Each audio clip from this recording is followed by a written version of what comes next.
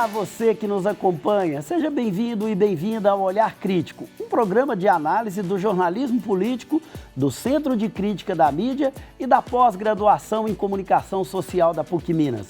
Meu nome é Hércio Sena e eu estou acompanhado pelo professor e jornalista José Milton Santos. Olá, Zé.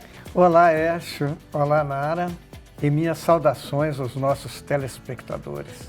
Estou acompanhado também pela professora e pesquisadora Nara Scabin. Olá, Nara. Olá, Hércio. Olá, Zé. Olá, pessoal de casa. Um prazer estar aqui com vocês sempre. No programa de hoje, vamos falar sobre as disputas narrativas em torno do 7 de setembro. E vamos debater também aspectos predominantes da cobertura midiática sobre os direitos das mulheres. Zé, o 7 de setembro tornou-se feriado nacional apenas no ano de 1946, comemorando aí a independência que aconteceu em 1822. Fazendo um recuo ainda maior na história, o que foi o 7 de setembro e qual foi o papel que, na época, o imperador Dom Pedro I teve nesse processo? É importante a gente fazer um breve retrospecto, porque em 1815, o Dom João VI declara o fim do Brasil colônia. Ele transforma o Brasil em Reino Unido a Portugal e Algarves. Entretanto, em 1820 se instalam as cortes em Portugal, resultado de uma revolução liberal que era a chegada em Portugal dos ideais e da força da Revolução Francesa. E eles fazem um recuo, ou seja, primeiro que o Brasil deixava de ser reino e voltaria a ser colônia. E as províncias, que era o nome dos estados até então, se vinculariam diretamente a Portugal. Uhum. E começam algumas revoltas.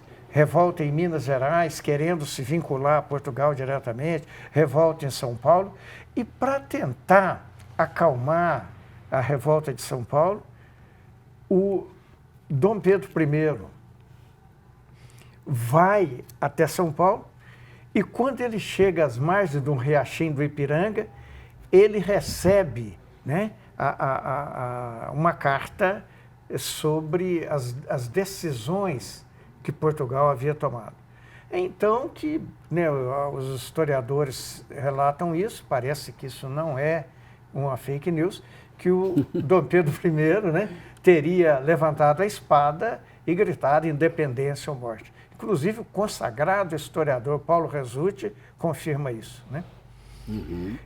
E nós temos aí que,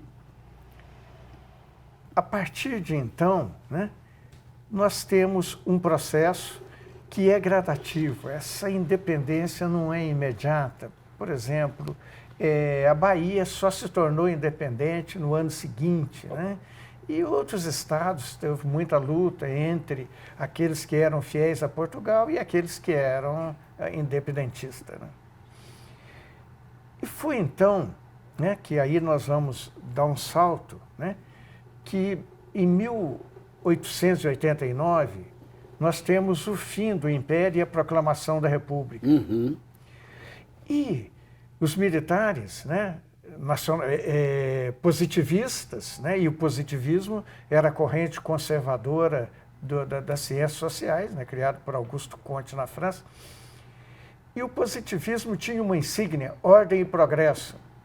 Então, os militares pegaram as cores da bandeira do Império, que o verde era da Casa de Bragança, que era a casa do Dom Pedro I, e o amarelo era da Casa de Habsburgo, da Áustria, né? Da Maria Leopoldina, a primeira esposa do Dom Pedro I. Então, o verde e o amarelo são representações da continuidade das marcas portuguesas nos nossos símbolos nacionais, né? Então, nós temos uma outra coisa. Os militares também resolvem ressuscitar Tiradentes. Ninguém lembrava mais de Tiradentes. E criaram um Tiradentes fake news de barba. Os historiadores já comprovaram que o Tiradentes não tinha barba. Ele foi colocado com barba para ficar parecido com Cristo. E foi transformado, né, no símbolo, no herói nacional. Zé, só Sim. aproveitando então essa recapitulação histórica que você fez, né? Então nós temos aí um acontecimento político, que é, vamos dizer, a proclamação da independência do Brasil em relação a Portugal, mas tornar essa data um ritual, um acontecimento ritualístico, somente acontece em 1946. Exato. A que você atribui tanto tempo assim essa data não ter sido colocada no calendário brasileiro, uma vez que a independência ocorreu em 1822? É porque houve uma tentativa, depois da proclamação da República, de apagar a memória do tempo do Império. E a independência era parte fundante desse processo. Entendi. Então, por isso é que houve um certo esquecimento dessa data como uma data importante, uma data fundante. Então, Nara, a partir desse comentário do Zé, a gente percebe também que essas datas e essas rememorações, elas também atendem muito aos interesses do presente, né? E é só a partir do presente que elas também são ressignificadas. Como é que você vê isso? Pois é, Edson, acho que esse é um ponto muito importante, né, que você traz. Bom, o Zé deu uma aula sobre o tema, mas é esse fato de a gente olhar para o passado a partir de questões ideológicas, lentes e interesses do presente. E no caso do 7 de setembro, em particular, essas disputas narrativas, a gente vê que vem, então, de muito tempo, né? Elas não estão vindo agora dos últimos anos, como o Zé vai também mostrar que nós temos disputas recentes, mas elas se constroem, na verdade, desde o próprio processo de independência. E é muito curioso pensar como hoje existe todo um imaginário muito popular, muito midiático sobre o Tiradentes, né? Tem filmes, tem telenovelas, tem séries que mostram o Tiradentes como esse herói, que tinha ideais nacionalistas convictos ali, né, de pensar a pátria. E, na verdade, historicamente, né, a partir do trabalho dos historiadores, o que a gente vê é que todo o movimento da articulação ali da Inconfidência Mineira era muito mais ligado a interesses de classe, né, e interesses pragmáticos ali, de não ter mais que pagar os impostos para a coroa, do que numa ideia de nação, de fato, muito bem consolidada, como a gente imagina hoje que houvesse, né? Zé, e em relação à questão ritualística, né, depois o que se transformou o 7 de setembro? Em 1969, uma lei federal de 5.571 criou um protocolo de comemorações do 7 de setembro. Lembrando que em 1969 nós estávamos no período da ditadura militar, né? E nos anos 70, eu me lembro, né, que as próprias escolas de educação básica, elas trabalhavam, inclusive incorporavam o desfile do 7 de setembro como uma atividade da escola, né? O que significou então, Zé, a apropriação dos símbolos do 7 de setembro a partir da ditadura militar instalada em 1964? Essa apropriação, ela se dá de uma maneira bastante intensa, inclusive não só a apropriação desses símbolos nacionais, da data, das cores, né, do verde e amarelo, né? E o professor Masair Salomão, num evento organizado pela Faculdade de Comunicação e Artes da PUC Minas, ele afirma, né, na ditadura, a memória do povo brasileiro sobre o verde e amarelo só veio a mudar em 1992, durante as manifestações dos Cara-Pintadas, a favor do impeachment de Fernando Collor. Ele, continuando, essa visão do verde e amarelo como símbolos da união do povo, fora das disputas tradicionais, abriu espaço para a apropriação das cores por governos populistas, como é o caso do governo Bolsonaro. Esses símbolos nacionais, em qualquer país, né, esses símbolos foram criados e universalizados a partir da Revolução Francesa. Eles são símbolos de unidade nacional. Entretanto, quando a ditadura e depois a ultradireita, mais recentemente, se apropria desses símbolos, eles estão fazendo com que esse símbolo passe a representar uma parte da sociedade. Os outros seriam inimigos. Né? Tanto assim que nós vamos ter, né, alguns pronunciamentos do então presidente Jair Bolsonaro, em 1918. Em 2018. Em 2018, nós somos o Brasil de verdade. Junto com esse povo, construiremos uma nova nação. Esses marginais vermelhos serão banidos da nossa pátria. E no ano seguinte, essa é a nossa bandeira que jamais será vermelha. Só será vermelha se for preciso o nosso sangue para mantê-la verde e amarela. Então, esses símbolos passam a ser símbolos não de unidade, não de solidariedade, mas símbolos do ódio e da divisão da sociedade. Zé, os movimentos sociais também, eles se organizam em torno dessa data e eles buscam ressignificar o ritual de comemoração do 7 de setembro. E para contrapor essas comemorações oficiais, antes mesmo desse avanço da extrema-direita no Brasil, os movimentos sociais criaram a Marcha dos Excluídos, né? Como que essa marcha aparece na mídia comercial e também na mídia independente? Mas, antes disso, o que é a Marcha dos Excluídos, Zé? Oficialmente, o nome é Grito dos Excluídos. Grito dos Excluídos. Isso foi criado em 1995, como você muito bem disse, pelos movimentos sociais, com o apoio da Pastoral da Terra e sempre vinculando o tema do Grito dos Excluídos ao tema da campanha da fraternidade da CNBB, a Conferência Nacional dos Bispos do Brasil. No ano de 2023, que foi o último, né, do Grito dos Excluídos, houve essa marcha em quase 100 locais, com um total, segundo o jornal Globo, de 1.500.000 participantes. Então, o tema do ano passado foi: você tem fome e sede de quê? O tema do grito deste ano será: todas as formas de vida importam, mas quem se importa?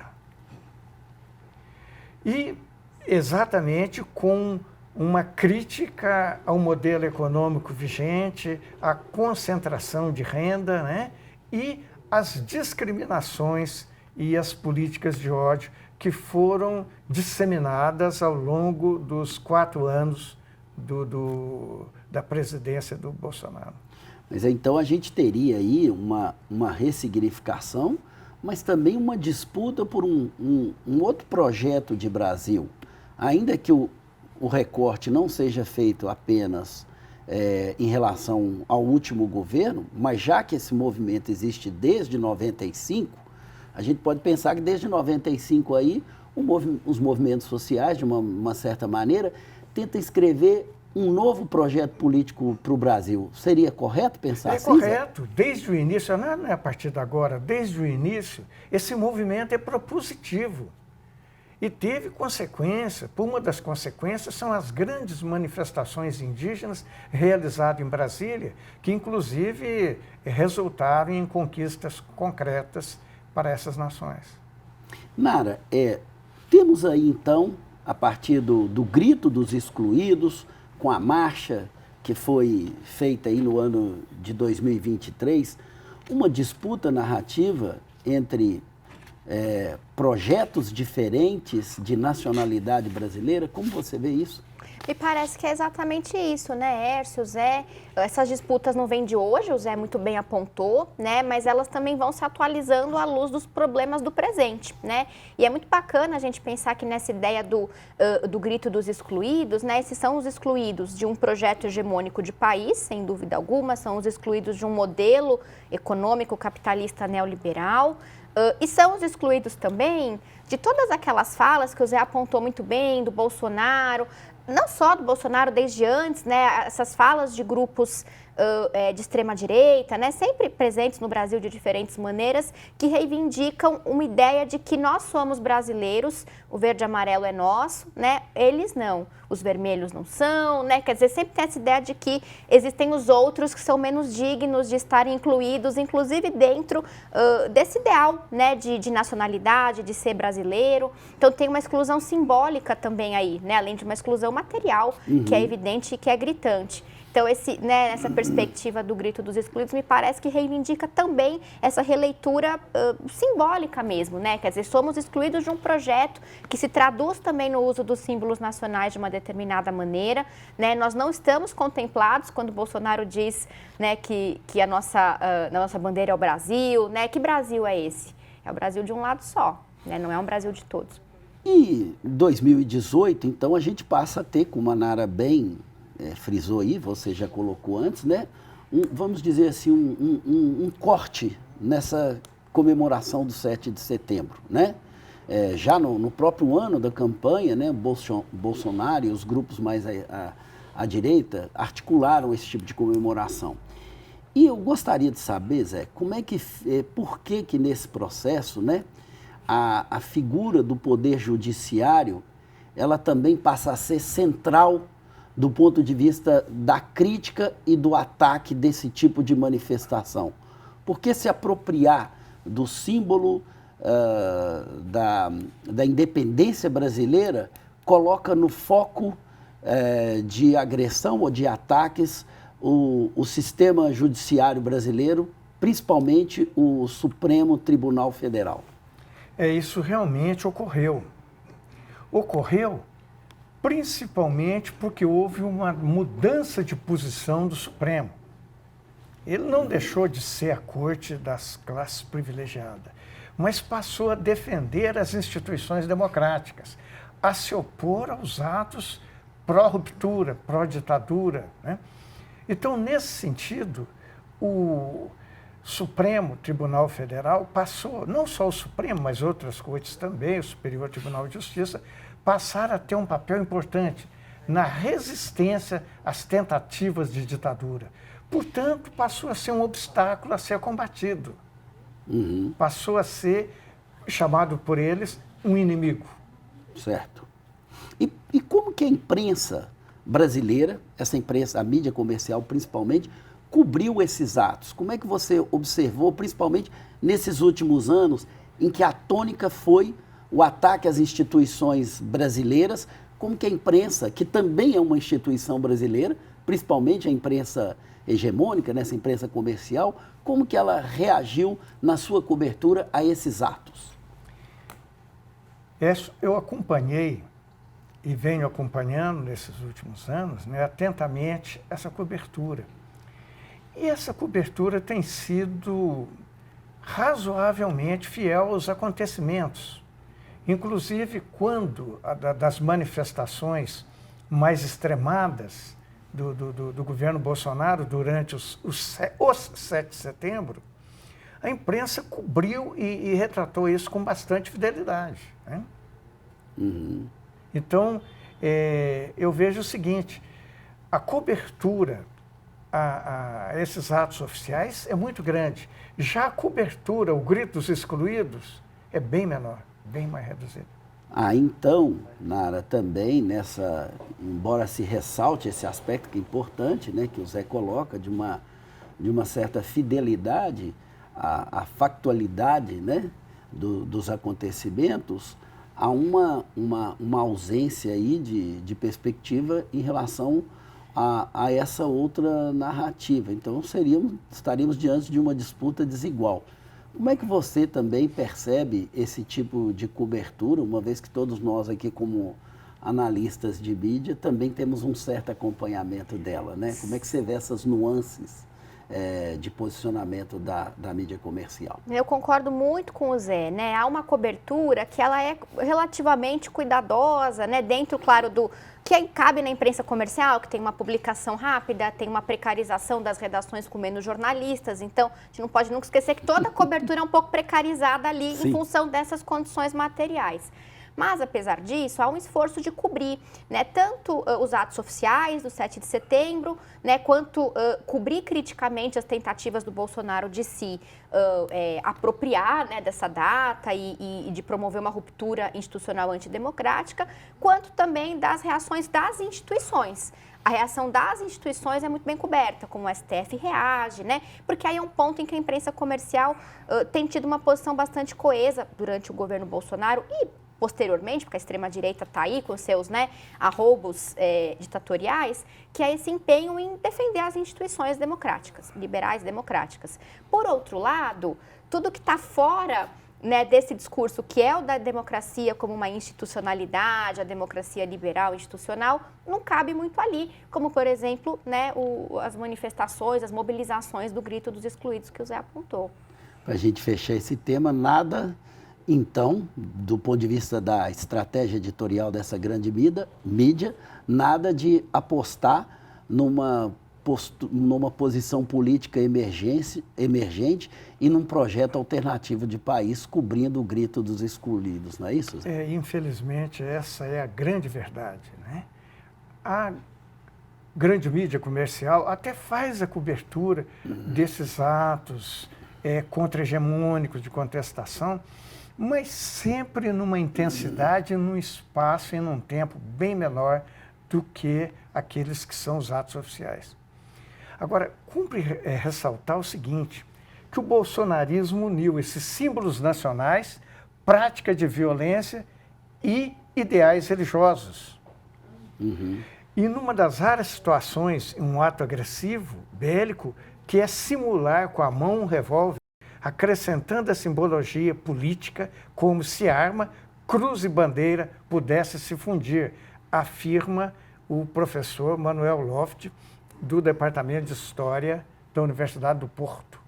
Agora vamos falar sobre os direitos das mulheres a partir da pesquisa realizada pela professora Nara Scabin. Nara, o debate sobre o direito das mulheres é sem dúvida muito mais frequente hoje do que foi há algumas décadas atrás. Mas a gente sabe que os movimentos das mulheres, eles existem desde o final do século XIX. No Brasil, a gente já tem notícias desses movimentos. Quais são, se a gente pegar então mais recentemente, quais são as principais formas que esse debate público assume a partir da redemocratização, ou seja, do final da ditadura militar no Brasil para cá? Olha, Hércio, quando a gente pega esse contexto, né, de transição democrática, de abertura democrática, né, que se inicia ainda no final dos anos 70, ao longo dos anos 80 e vai se consolidar de fato, né, com o final da ditadura militar, no final dos anos 80, o que a gente tem é um predomínio de pautas, né, no Brasil, muito ligadas, muito articuladas a partir de algumas instituições, nesse contexto de final dos anos 70, né, boa parte dos anos 2000, e com alguns temas, algumas reivindicações ali que a gente consegue observar. Então, a gente tem, né, movimentos muito articulados a partir dos movimentos estudantis, inclusive da UNE, né, a União Nacional dos Estudantes, do Partido Comunista. A gente tem aí um papel muito importante da Igreja Católica na articulação desses movimentos de mulheres, de movimentos de oposição à ditadura de forma geral e inclusive movimentos de mulheres, né, os Centros de Cultura Popular, né, os CPCs. E aí, quando a gente olha em termos dos temas das pautas, das principais pautas reivindicadas, é muito curioso porque algumas são muito específicas daquele momento e outras são muito presentes até hoje. Então, a gente tem, claro, a questão da resistência e da oposição à ditadura, que não era uma pauta exclusiva de mulheres, mas era uma pauta também muito tratada pelos movimentos de mulheres, né, no período do final da ditadura militar. Mas a gente tem também questões como, por exemplo, o combate, né, a denúncia da violência doméstica, uma pauta até hoje muito presente, né? Essa é uma pauta curiosa, porque ela é uma pauta que de alguma maneira atravessa diversas classes sociais, mulheres ricas e mulheres pobres, brancas e negras estão sujeitas à violência doméstica, ainda que não da mesma maneira, quantitativamente falando, né, e mesmo em termos dos tipos ali, né, de violências simbólicas associadas à violência doméstica. Então, essa é uma pauta frequente, e também as questões trabalhistas, a luta pelo acesso às creches, né, que aí são questões mais vinculadas às classes trabalhadoras, ainda muito importantes hoje, né. Então, o que a gente vê avançando aí nos anos 80, né, é um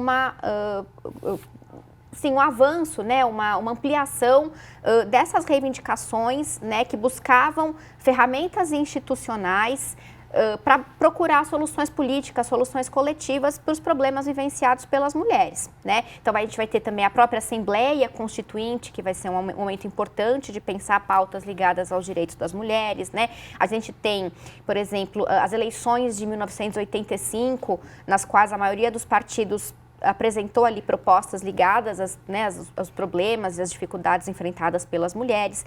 A gente tem a criação, né, também nos anos 80, do Conselho Nacional dos Direitos da Mulher, que foi um importante órgão, né, na construção desse debate no Brasil. A gente tem a criação das delegacias da mulher, já nos anos 80, também até hoje, que são órgãos importantes e que foram fruto de muita reivindicação, muita luta, né, pensando nessa questão da violência doméstica. A gente tem depois a projeção das mulheres com uma vasta cobertura midiática durante a campanha das Diretas Já. Então, a gente vê esse movimento bastante amplo, né? E aí, quando a gente avança para os anos 90, a gente percebe, de alguma maneira, um esvaziamento desses debates na articulação com as instituições políticas. Ele não deixa de existir, mas esse debate passa a ser mais feito sobre os direitos das mulheres em outros espaços da sociedade civil. As ONGs, né, as organizações não governamentais, assumem um papel bastante importante nessa tendência que alguns pesquisadores chamam de uma onguização, né, aí dos movimentos e da política. Então, nos anos 90, a gente já vê um pouco essa mudança. Zé, a gente observa, então, que há um avanço da democracia geral no país, a gente também tem um avanço de pautas mais específicas. E também no retrocesso dela, essas pautas retroagem, como é que você vê isso? Bom, antes de mais nada, eu não tenho acompanhado esses movimentos como a Nara acompanha e pesquisa. Mas, de qualquer forma, a gente pode ver o seguinte, que as mulheres estiveram à frente do movimento brasileiro pela anistia. Em Belo Horizonte, a luta pelos direitos humanos era liderada pela Helena Greco, hoje saudosa nome Helena de um Greco. elevado. Né? E também, antes da Constituinte, durante a Constituinte, né, nós tivemos um movimento popular feminino bastante intenso, que teve como consequência prática a inclusão desses direitos na Constituição de 1988. Agora, a Nara tem razão. Depois disso, houve um certo recuo, houve um certo retrocesso em termos de ativismo, de participação, né, das mulheres nos movimentos políticos. E acrescentando aí, né, Zé, um movimento que foi importante também na luta pela redemocratização, que foi o movimento contra a carestia, liderado principalmente pelas mulheres. Sim. Né? Mas voltando aqui para a Nara, que é quem vai mais nos guiar nessa conversa, né? E nos últimos anos, Nara, como tem sido enquadrado o debate público sobre os direitos da mulher na mídia? Bom, então se a gente pegar aí as décadas, né, de 2000, 2010, são décadas que confirmam um pouco esse refluxo, esse recuo na discussão dessas pautas numa perspectiva política, tanto da política institucional, né, quanto dos movimentos sociais, né, que fazem essa interface com a política institucional. É interessante observar que, por um lado, fica mais comum falar de questões dos direitos das mulheres. Todo mundo fala, está em todo lugar, todo mundo se diz feminista, né? Os jornais falam o tempo inteiro, a imprensa comercial passa a cobrir, passa a ser uma pauta muito recorrente, muito popular, né, nos meios de comunicação, nos jornais comerciais. em grande parte também por influência das redes sociais, né? A gente tem hoje um debate sobre direitos das mulheres mediatizado, que acontece nas redes sociais, né? Que está muito ligado também a uma juventude que vai ocupar esses espaços. Sem dúvida são questões importantes, mas a gente pode e precisa olhar criticamente para essa desarticulação política que a gente vai ver muitas vezes, né, nessas reivindicações. Então, há uma espécie de paradoxo aí. Por um lado, as pautas ficam mais populares, por outro lado, elas ficam menos políticas ou menos politizadas, né, no certo sentido. Então, no caso da imprensa, como você falou, né, dos enquadramentos na cobertura jornalística, da imprensa comercial, a gente vai ver que pautas, a partir dos anos 2000, principalmente 2010, pautas relacionadas aos direitos das mulheres, à luta pelos direitos das mulheres, né? Ligadas aos movimentos sociais, aos movimentos populares, sobretudo, né? Ao campo da política, vão perdendo espaço, não somem, mas perdem um pouco de espaço. E o que vai ocupar esse espaço e vai ganhar muito mais destaque na cobertura dos jornais comerciais? Histórias de vida de mulheres bem-sucedidas, a questão do empoderamento, né, essa palavra tão mal usada, que tem uma origem teórica importante no movimento feminista negro nos Estados Unidos, mas é bastante vulgarizada, né, como simplesmente um sucesso ali individual, alguém que se afirma como uma mulher, né, de destaque. Então, as pautas vão cada vez mais olhar para questões que interessam as mulheres brancas, de classe média alta, né? Não são pautas de interesse das classes trabalhadoras, raramente são, ou de maneira muito menos presente são, né? E é curioso também observar que esse contexto dos anos 2000 e 2010, não por acaso é um momento também em que as empresas, o capitalismo vai se apropriar do discurso feminista, né? Das demandas pelos direitos das mulheres, e aí, claro, de uma maneira muito menos crítica, né, de uma maneira muito menos ali radical, né, no sentido de as empresas todas falarem em igualdade de gênero, né, as empresas declararem que assumem práticas que promovem equidade de gênero dentro dos seus espaços, né, salários iguais entre homens e mulheres, bom, deveria ser o mínimo.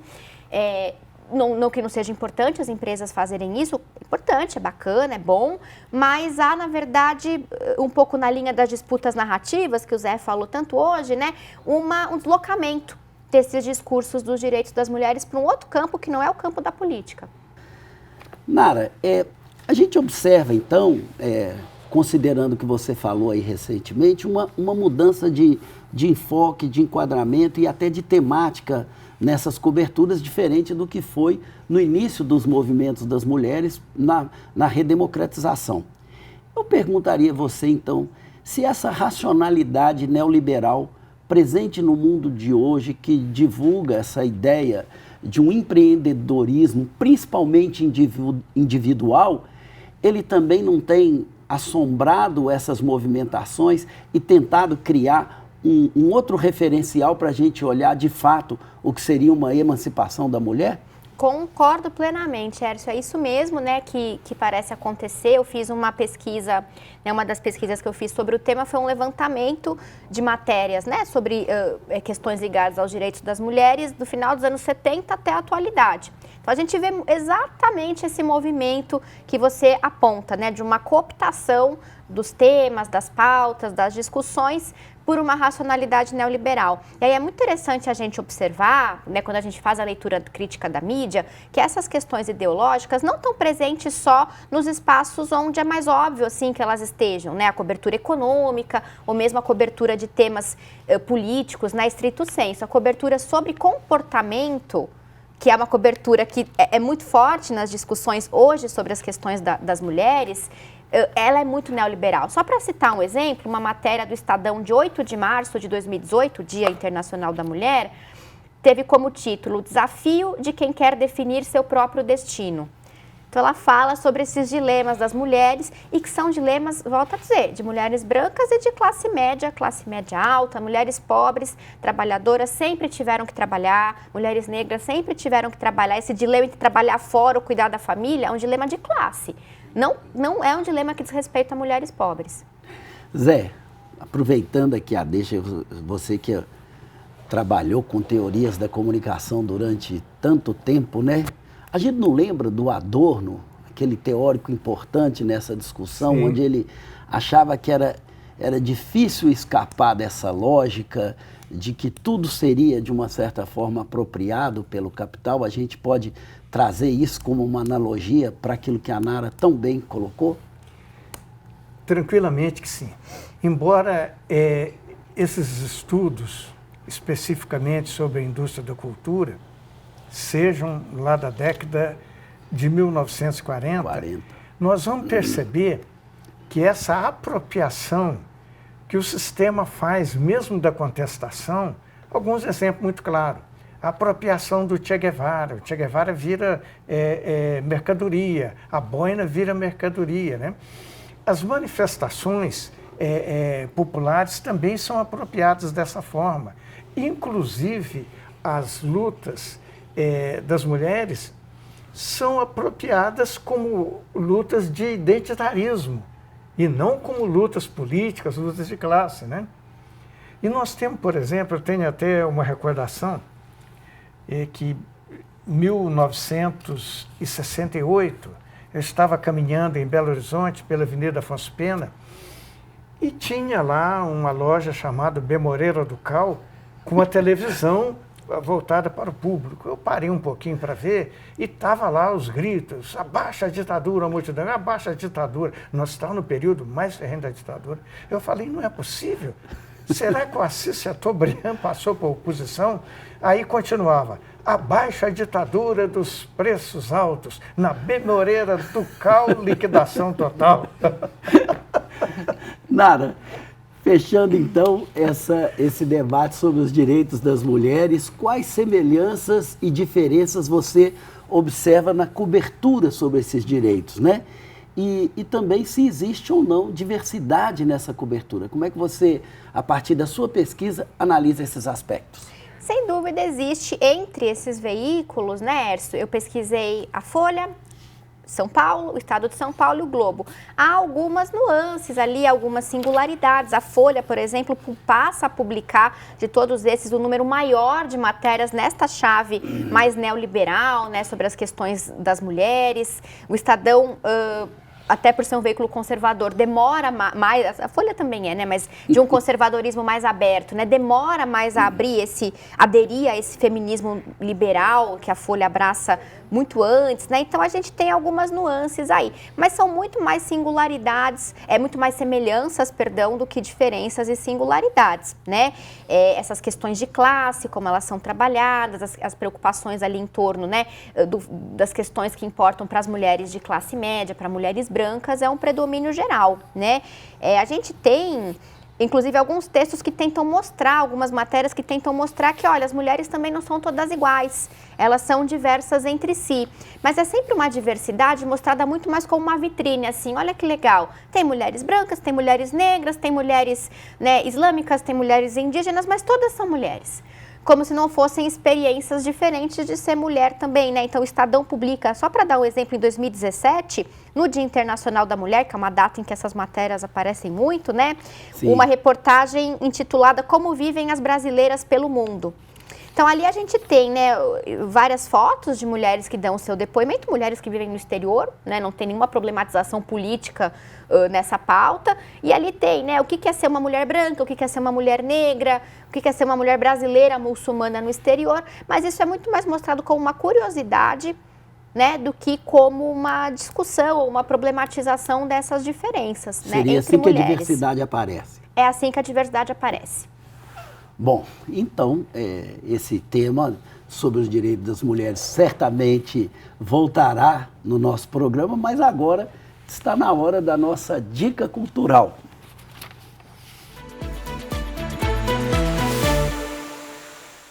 E eu vou começar aqui com a dica cultural, sugerindo um livro que não é contemporâneo, é um livro chamado Utopia, escrito pelo Thomas More.